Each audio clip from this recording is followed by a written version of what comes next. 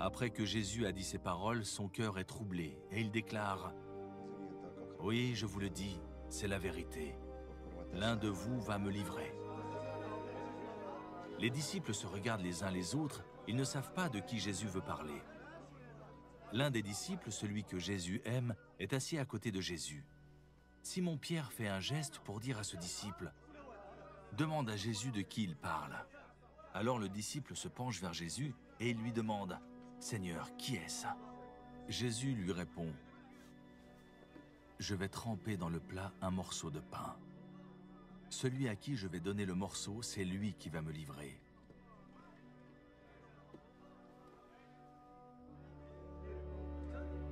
Jésus trempe dans le plat un morceau de pain et il le donne à Judas, fils de Simon Iscariote. Judas le prend et aussitôt Satan entre en lui. Jésus dit à Judas « Fais vite ce que tu dois faire. »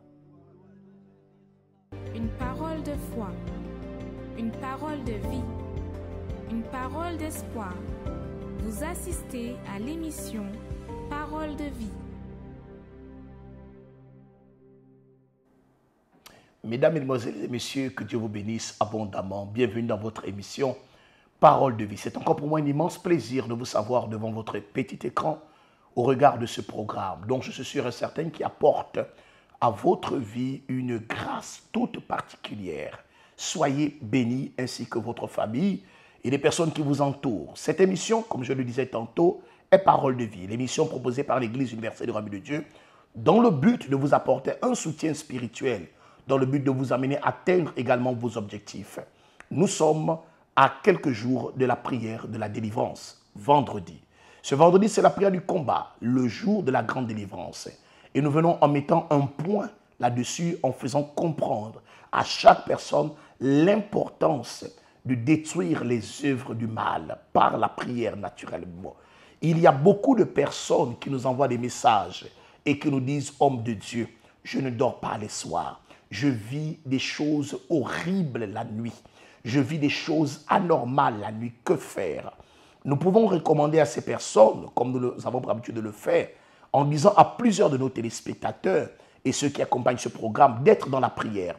Mais la prière seule ne suffit pas. Lorsque vous priez seul, cela ne suffit pas. On a souvent besoin de quelqu'un de plus élevé spirituellement parlant, plus que nous, pour nous aider à vaincre certains défis et certaines situations. C'est pour cette raison que vendredi, vous n'êtes pas seul dans votre combat. Nous nous proposons d'être à vos côtés, de prier avec vous, de vous recevoir et de faire ensemble ce qu'a dit le Seigneur, détruire l'œuvre des ténèbres. Où que vous soyez, qui que vous soyez, il est fort probable que l'ennemi soit debout contre vos rêves, contre vos projets, contre ce que vous avez déjà programmé faire, que vous n'arrivez pas à faire, parce qu'il y a tant des ennemis qui s'élèvent de part et d'autre. Joignez-vous du côté des rangs des vainqueurs, c'est-à-dire dans les rangs du Seigneur. À partir de là, vous verrez combien de fois Dieu va transformer la situation que vous êtes en train de vivre. On va regarder le spot qui nous parle de vendredi. Et juste après, nous reviendrons pour la parole. Que Dieu vous bénisse. Après que Jésus a dit ces paroles, son cœur est troublé et il déclare « Oui, je vous le dis, c'est la vérité. L'un de vous va me livrer. » Les disciples se regardent les uns les autres, ils ne savent pas de qui Jésus veut parler. L'un des disciples, celui que Jésus aime, est assis à côté de Jésus. Simon-Pierre fait un geste pour dire à ce disciple « Demande à Jésus de qui il parle. » Alors le disciple se penche vers Jésus et il lui demande « Seigneur, qui est-ce » Jésus lui répond « Je vais tremper dans le plat un morceau de pain. Celui à qui je vais donner le morceau, c'est lui qui va me livrer. »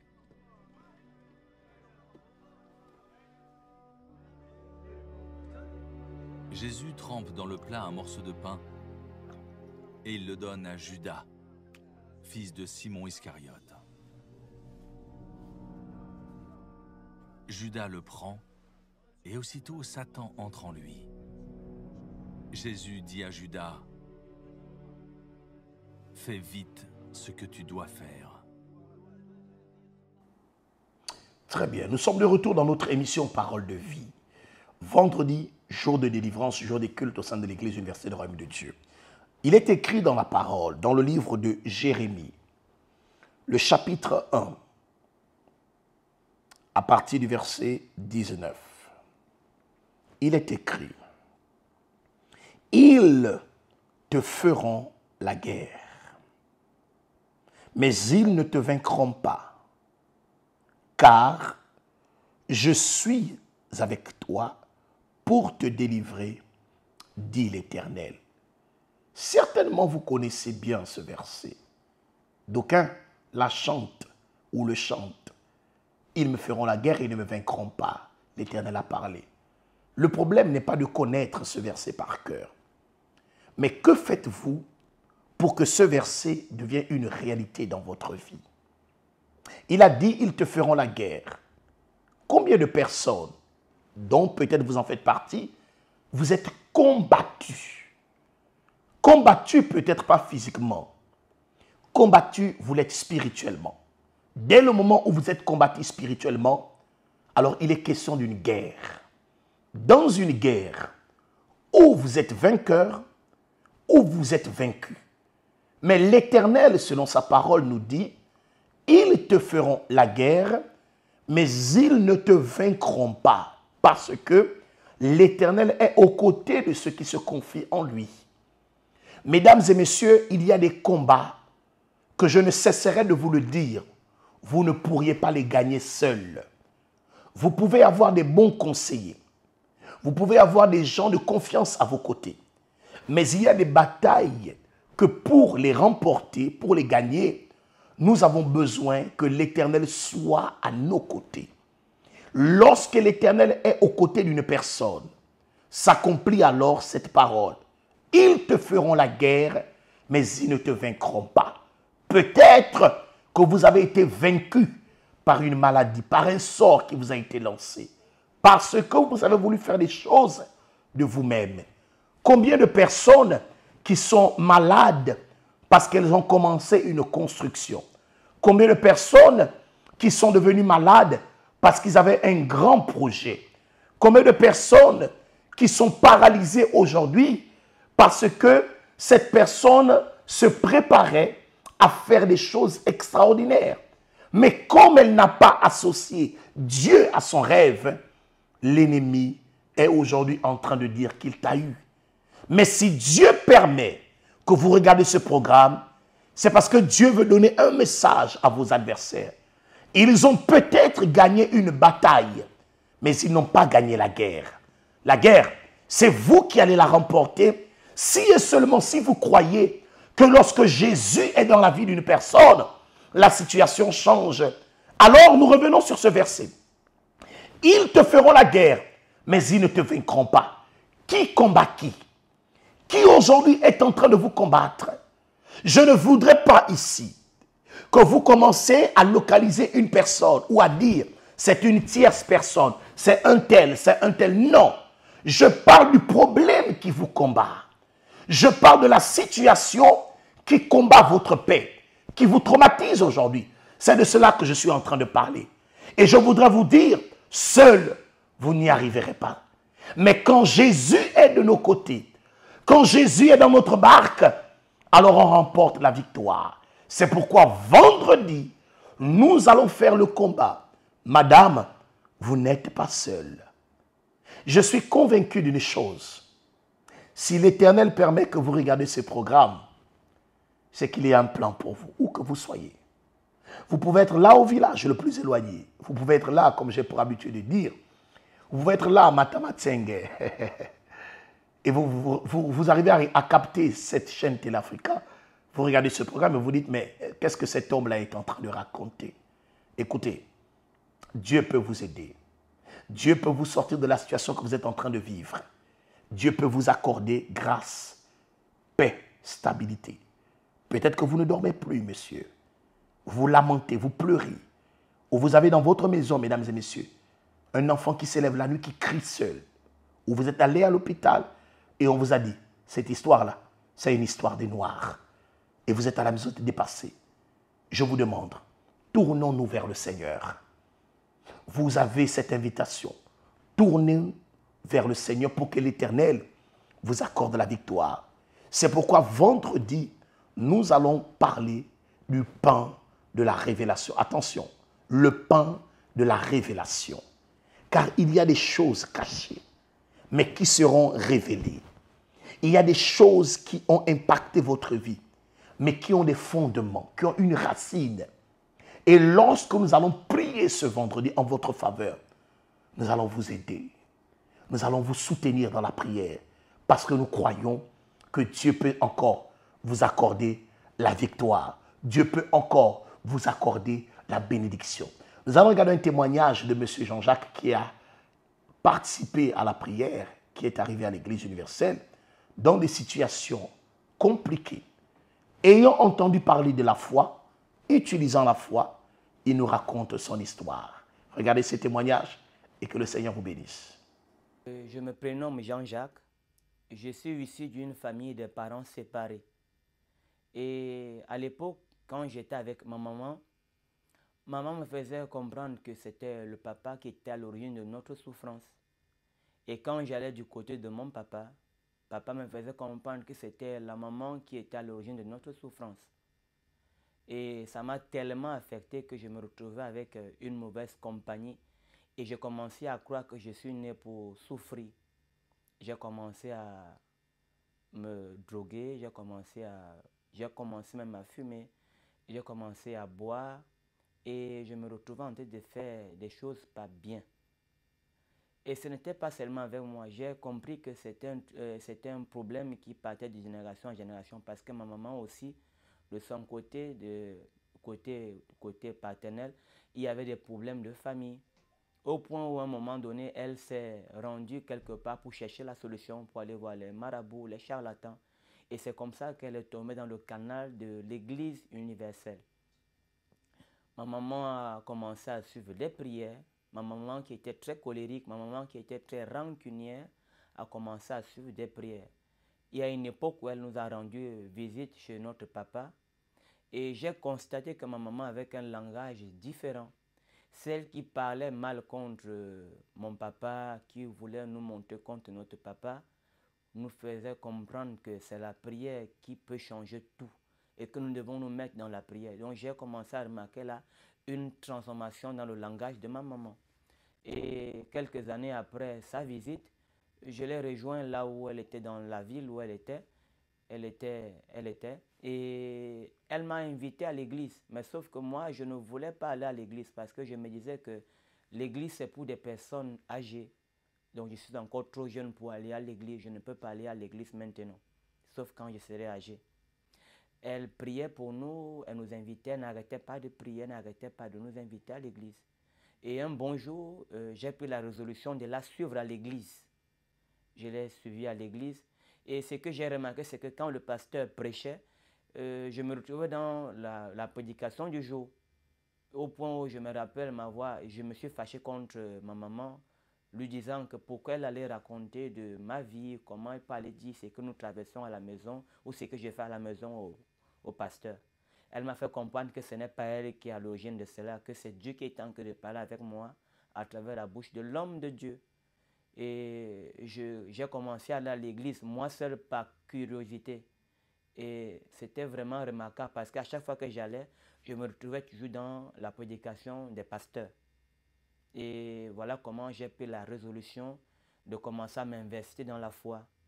Commencer à lever en moi toutes ces choses-là qui m'amenaient à faire des choses pas bien.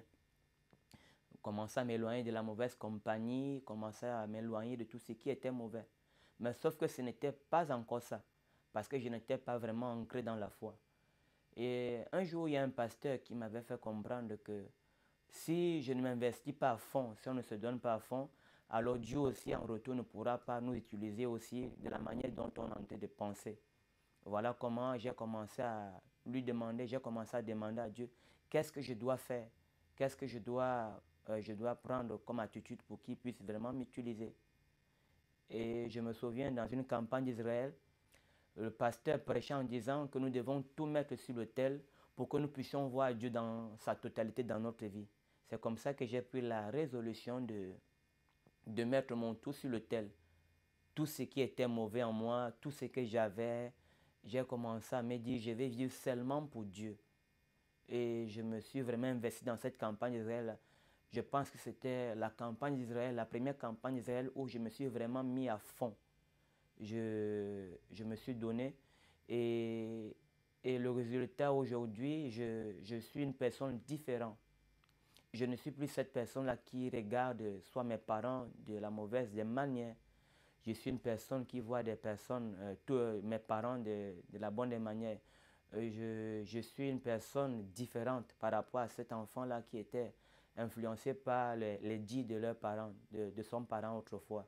Et aujourd'hui, j'invite tous les jeunes, toute personne ayant des problèmes de famille comme moi autrefois, à s'investir dans la foi. Si peut-être dans ta maison, il n'y avait pas d'entente, si dans ta maison, il n'y avait pas de communication, de communion, et que peut-être tu cherchais la solution ailleurs, je t'invite à venir expérimenter le pouvoir de Dieu. Nous vous invitons ces jours à venir participer à cette grande prière que nous faisions tous les jours à l'Église universelle. Que Dieu vous bénisse. Nous vous bénissons au nom du Seigneur Jésus. Nous prophétisons que la paix et la joie soient dans votre famille.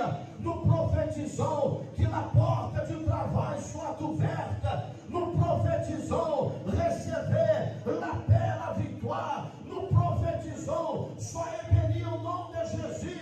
Nous prophétisons, soyez transformés, soyez libres de toutes sortes du mal. Nous prophétisons, recevez la transformation, recevez la vie, recevez la bénédiction dans votre famille.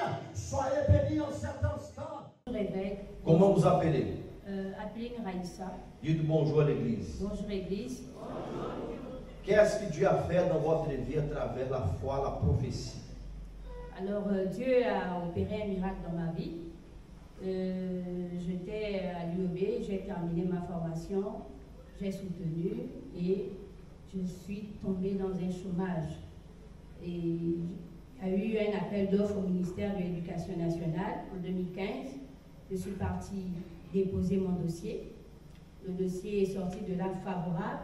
En 2015, lorsqu'il est parti de là, on a mis toutes ces demandes, son appel d'offres dans le tiroir. Et c'est resté dans le tiroir de 2015. Et 9 ans, on est resté en attente d'affectation. On n'avait rien de plus. 9 années que vous attendez votre victoire, votre bénédiction. Oui. Et alors, qu'est-ce que Dieu a fait? Alors, Dieu a opéré le miracle dans ma vie. Je n'ai pas baissé les bras. Pendant ces 9 ans, vous avez toujours lutté. Vous avez toujours fait confiance en Dieu. Oui, j'ai fait confiance en mon Dieu. Je suis arrivée ici depuis l'année dernière grâce à une amie, Karine. Et j'ai participé à tout ce qu'on demandait ici. Je présentais toujours cette situation de 2015 à l'hôtel. Je présentais toujours. Et c'est comme ça, dans les jeûnes et prières de la semaine passée, j'ai encore présenté cette situation ici à Dieu. Et vendredi, je suis venue encore avec cette demande-là. J'ai présenté à l'évêque. On a prophétisé dessus. Et je suis venue ici, j'ai demandé à mon Dieu que je dois être dans les 1000 postes budgétaires.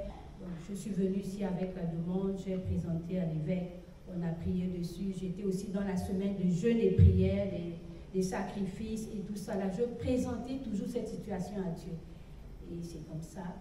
Lundi, nous sommes allés au ministère et le mardi, nous avons gagné et nous avons été tous retenus dans les 1000 postes budgétaires. Amen, amen. Acclamez au Seigneur Jésus. Grâce à Dieu. Avant de monter en ce moment, dites Seigneur, touche sa vie, touche son âme, Seigneur. Touche, mon Dieu, la vie de mon frère, de ma sœur, en cet instant. Qu'elle soit touchée par toi, qu'elle soit touchée par ta présence. Oh mon Dieu, nous bénissons, Seigneur, la vie de toutes ces personnes qui sont ici en ce moment, et que la bénédiction de Dieu soit dans les vies. Alléluia, alléluia à toi, mon Dieu. Mon Dieu, que la vie de ton peuple soit transformée, soit bénie. Nous vous bénissons, mon ami. Nous vous bénissons au nom de Jésus. Recevez la bénédiction de Dieu. plusieurs personnes effectuent le déplacement pour venir participer aux prières, que ce soit les vendredis ou les dimanches dans l'un de nos temples. Et nous voulons ce dimanche et ce vendredi que vous soyez notre invité spécial. Je suis de ceux qui croient que votre temps de victoire est arrivé. Et même si les gens autour de vous vous emmènent à douter, laissez-moi vous dire, Dieu a le dernier mot. C'est l'Éternel qui est capable de restaurer votre vie et votre situation. Préparez maintenant un verre d'eau, car nous allons communier avec l'Éternel.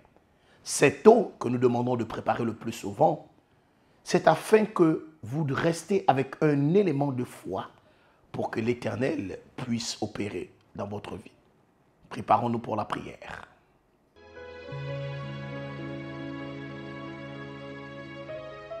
La prière est le lien qui nous unit à Dieu.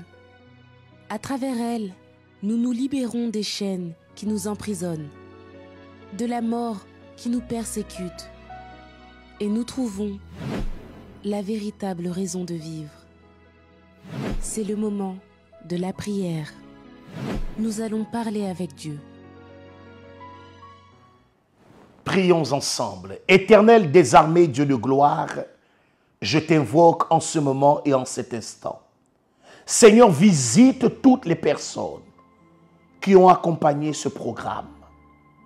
Au nom de l'Éternel Dieu des armées, que l'Éternel donne la force à toutes ces personnes, afin que celui ou celle qui était abattu à cause des situations qu'elle vivait, qu'elle reçoive la force. Où que vous soyez, mesdames et messieurs, soyez bénis. Indépendamment de qui vous êtes, recevez la bénédiction. Que l'Éternel vous touche, qu'il restaure votre maison de paix, que l'Éternel vous accorde la joie, que le salut entre dans votre maison, que les œuvres du mal sortent de votre domicile et que l'Éternel soit glorifié par l'apport d'un miracle, d'une victoire, d'un témoignage. Mon Seigneur béni, l'eau préparée par la personne par la foi. Car il y a des gens malades, des personnes qui suivent des traitements, mais qui ne voient pas la situation. Alors Seigneur, si elle décide de se tourner vers toi, bénis cette eau. Ta parole dit que tu bénis les eaux pour éloigner les maladies. Bénis, sanctifie cette eau. Consacre cette eau avec le pouvoir de ta grâce et de la foi. Bénis aussi, Seigneur, cette nation, ce pays. Bénis, mon Père, des personnes qui passent par des moments difficiles. Bénis ces personnes qui veulent te rencontrer, ô Dieu de gloire, mais qui ne savent pas où aller, que faire. Alors, Seigneur, sois celui qui orientera toutes ces personnes. Soyez bénis et recevez la grâce et la paix de l'Éternel. Au nom du Père, du Fils et du Saint-Esprit. Amen. Grâce à Dieu. Que l'Éternel vous bénisse. Vous pouvez boire de votre eau et soyez bénis et fortifiés par l'Éternel. Nous vous donnons rendez-vous ce vendredi dans notre siège à l'avenue Cointet derrière l'hôpital général et dans toutes nos églises. Vendredi, vous êtes notre invité. Nous rappelons que l'église universelle est dans plusieurs quartiers. S'il y a une église universelle non loin de chez vous, rapprochez-vous ce vendredi pour une prière de victoire et de bénédiction. Quant à moi, pasteur David, Dieu le voulant selon sa miséricorde, je serai du côté d'Ovendo. Ovendo à Coronam 2. Je serai là à 6 heures déjà pour des personnes qui veulent prier très tôt matin avant de vaquer à leur occupation. À 12 heures, nous serions là. Et compte tenu du couvre-feu dans la commune d'Ovendo, nous aurons le dernier culte à partir de 16 heures pour 17 heures. Il est possible qu'en 60 minutes, l'Éternel vous décharge du fardeau qui est dans votre vie. Soyez des nôtres à compter de ce vendredi. Et n'oubliez pas, Jésus vous aime, Dieu vous aime. C'est pourquoi une preuve de son amour, il a permis que vous soyez au regard de ce programme. Que l'Éternel vous bénisse.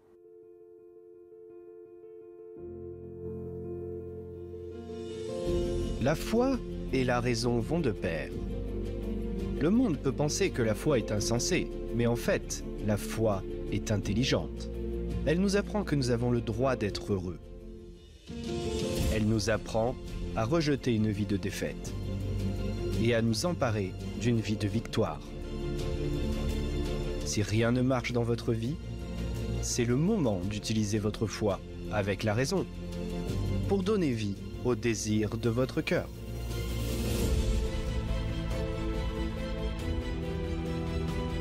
L'Église universelle du royaume de Dieu, un lieu de foi pour transformer votre vie.